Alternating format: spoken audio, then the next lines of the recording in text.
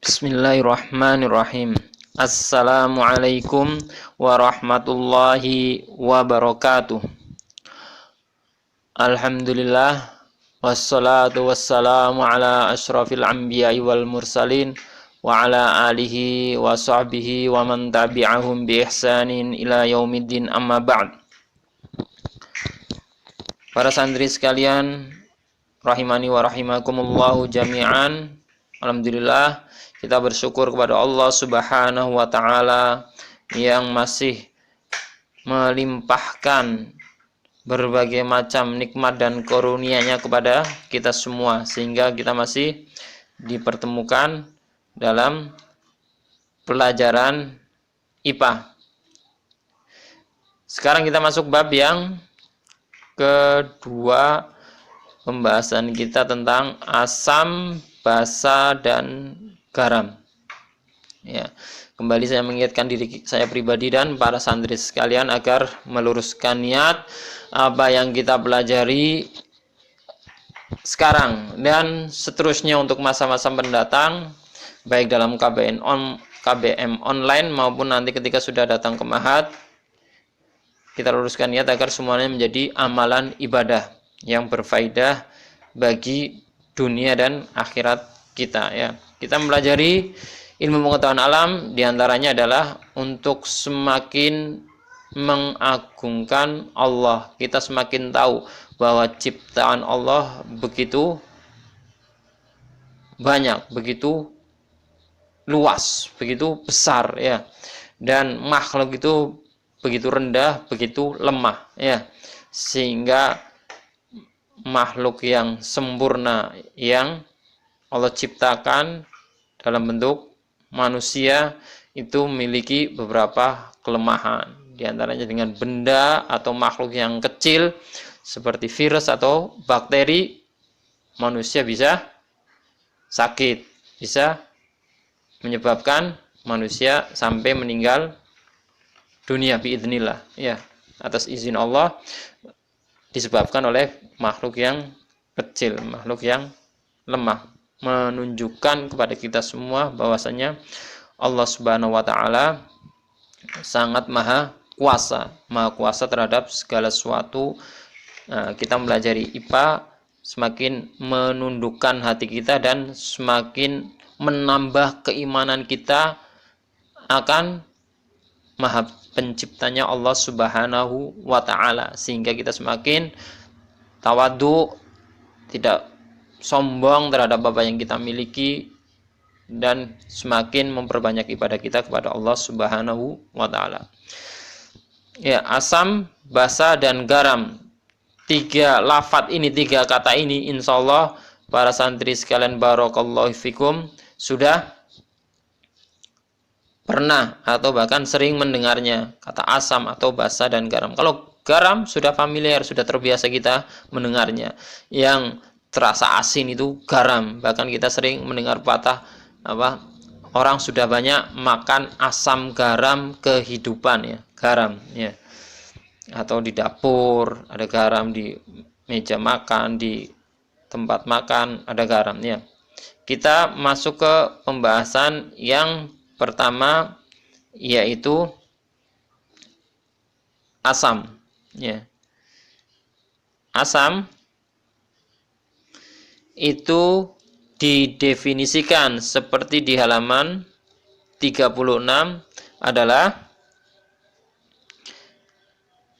zat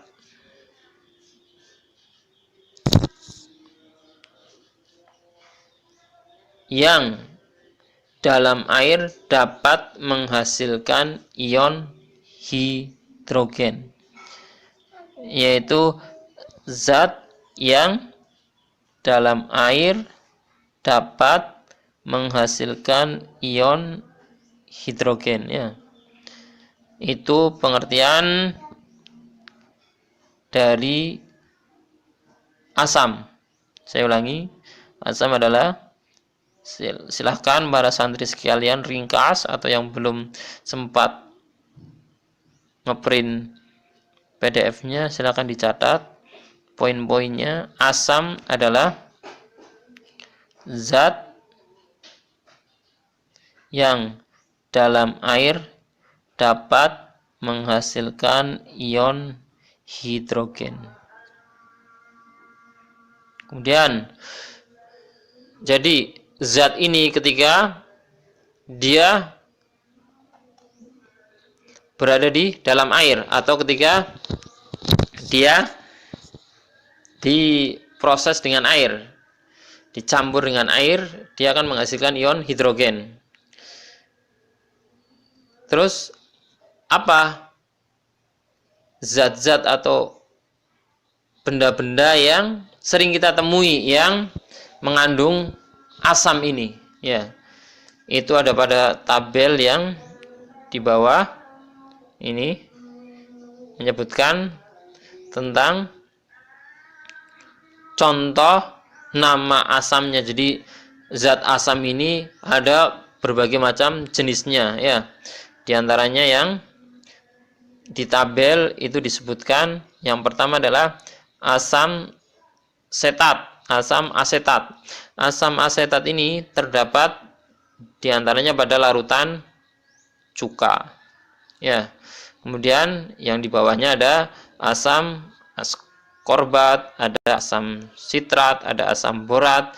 Itu di sebelah kanan itu nama benda yang mengandung zat asam. Di sini ada jeruk, tomat, sayuran, ya. Ada juga asam karbonat terdapat pada minuman yang mengandung karbonasi. Kalau asam nitrat biasanya terdapat pada pupuk. Asam nitrat terdapat pada pupuk yang sering digunakan masyarakat petani atau masyarakat tambak, itu menggunakan kimia biasanya asam nitrat. Kemudian yang asam fosfat biasanya terdapat pada deterjen. Nih, asam fosfat terdapat pada deterjen, juga terdapat pada pupuk, ya.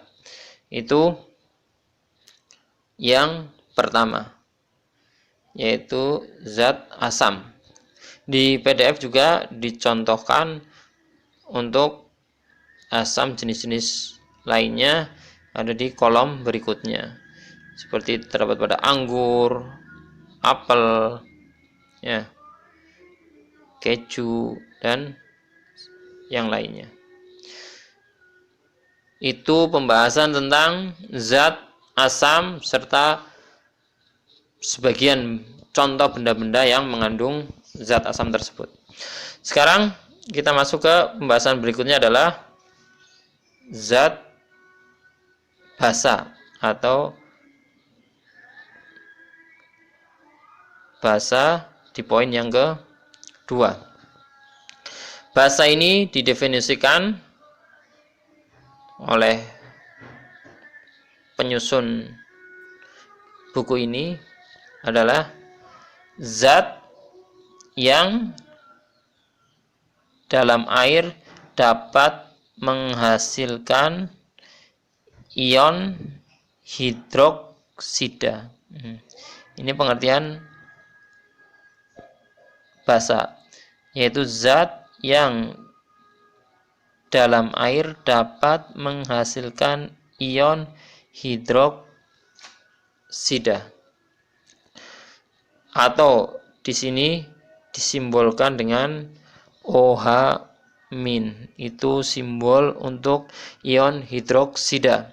Kalau tadi untuk yang asam menghasilkan ion hidrogen, itu disimbolkan dengan H+, ya. Ion hidrogen H+. Kalau untuk ion hidroksida OH-,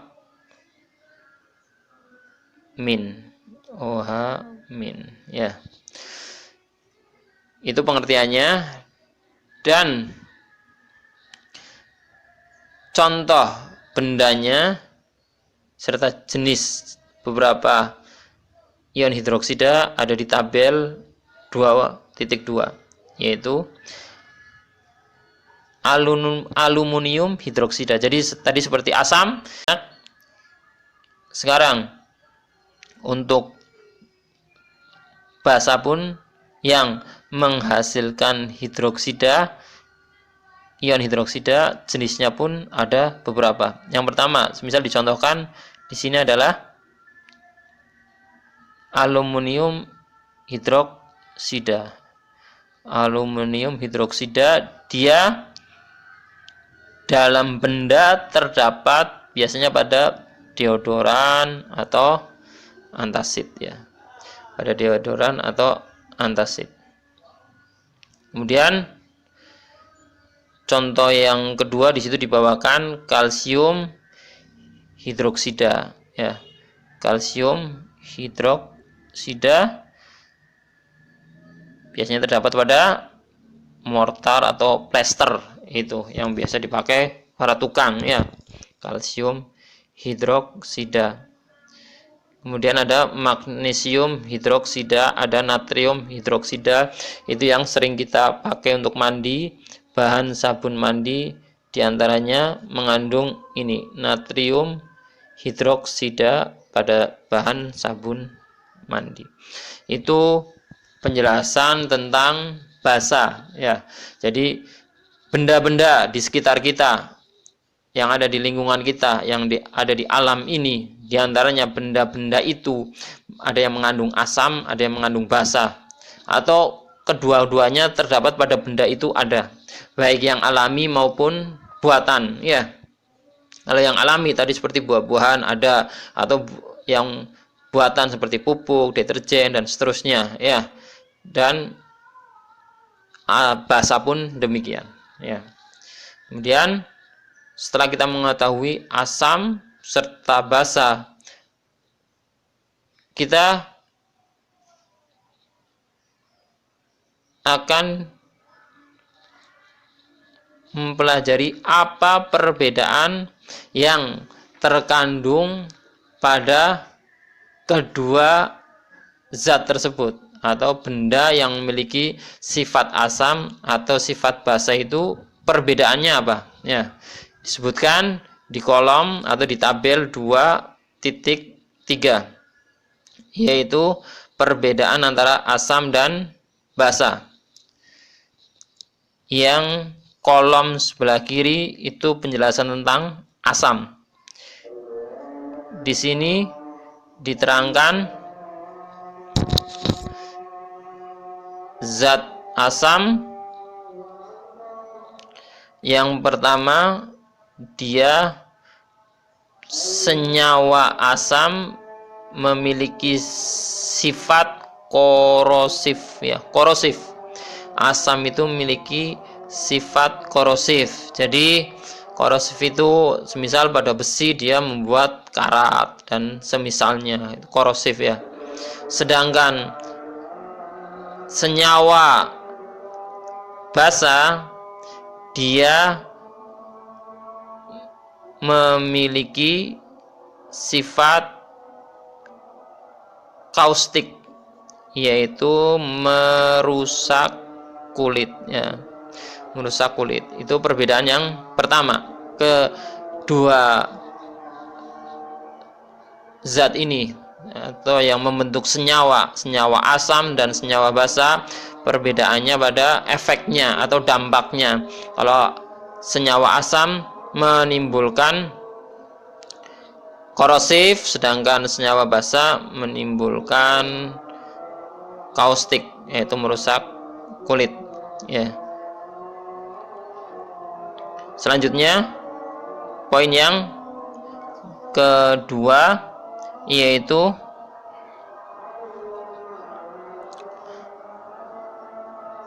ya, untuk sifat zat asam atau benda yang memiliki sifat asam yang kedua adalah jika senyawa ini bereaksi dengan logam.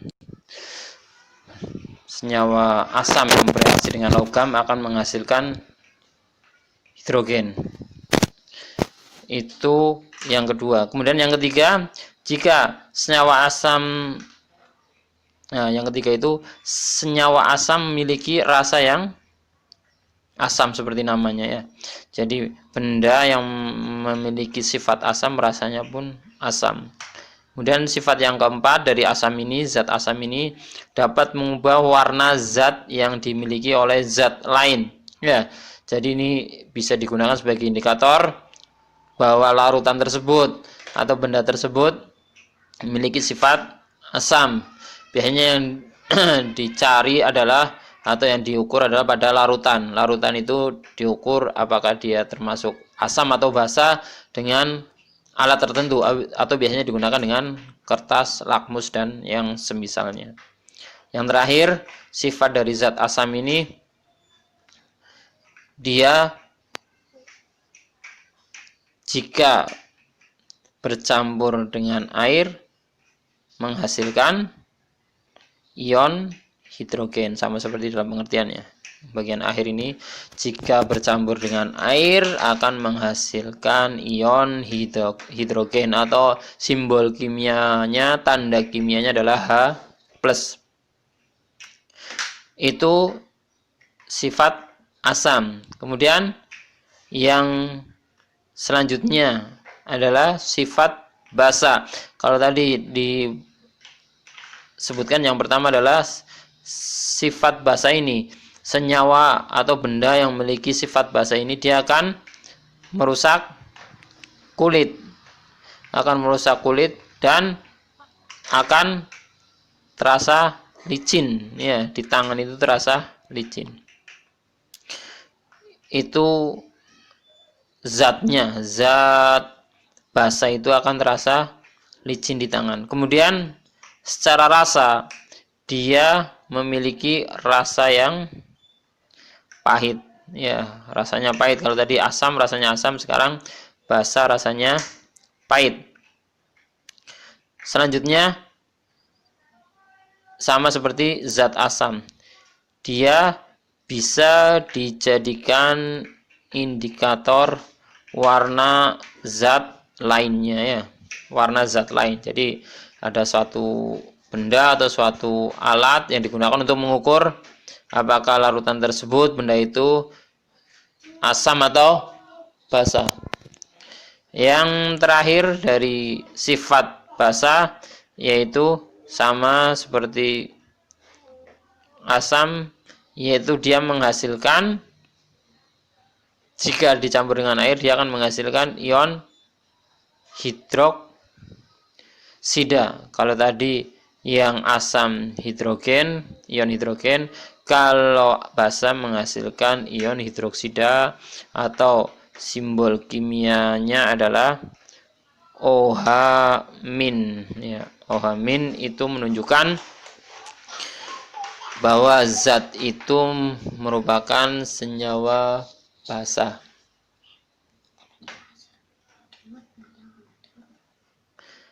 Itu dua sifat dari zat asam dan zat basa, ya.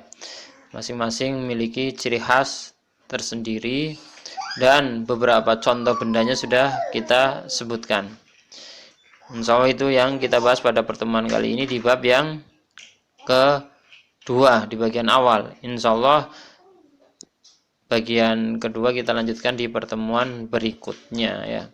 Semoga yang kita pelajari memberikan manfaat untuk dunia dan akhirat kita. Kita mempelajari ilmu pengetahuan alam dengan tujuan untuk memperkuat keimanan kita, untuk memperkuat agama kita, ya.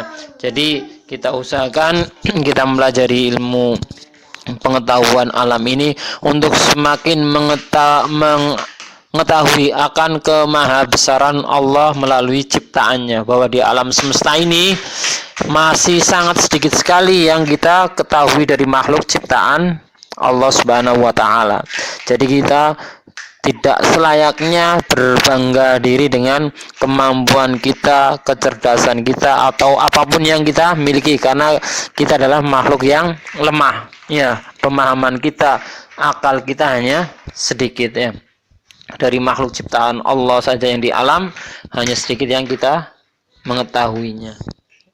Itu pembahasan kita.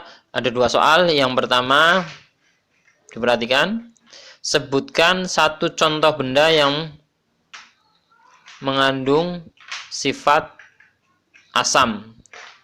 Sebutkan satu contoh benda yang mengandung sifat asam dan satu contoh benda yang mengandung sifat basa. Saya ulangi, sebutkan satu contoh benda yang mengandung sifat asam dan satu contoh benda yang mengandung sifat basa. Soal yang kedua,